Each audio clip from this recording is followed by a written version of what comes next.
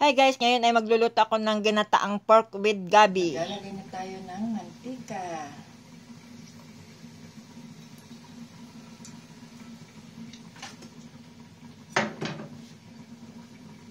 Sunod naman natin ang luya.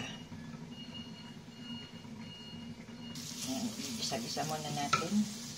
Susunod ko naman ngayon ang bawang.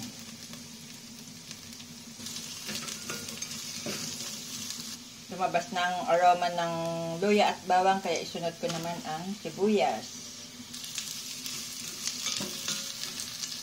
Isunod ko naman ngayon ang dilis.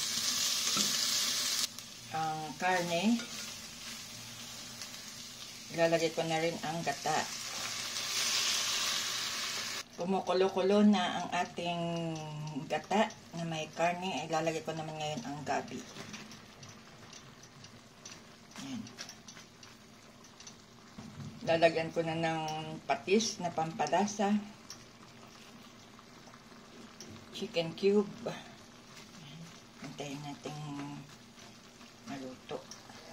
Tatakpan ko muna.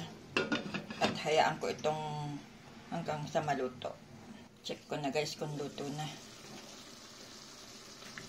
Ayan. Luto na ang ating pork na tinataan, kaya ilagay ko na rin ang laman ng gabi. Dito na yung laman ng gabi guys, in-steam ko siya at saka ang itlog.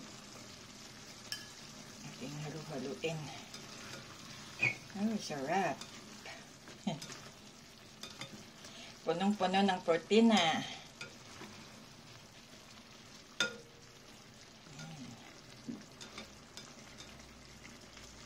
Ayan guys, luto na ang ating ginataang pork with gabi.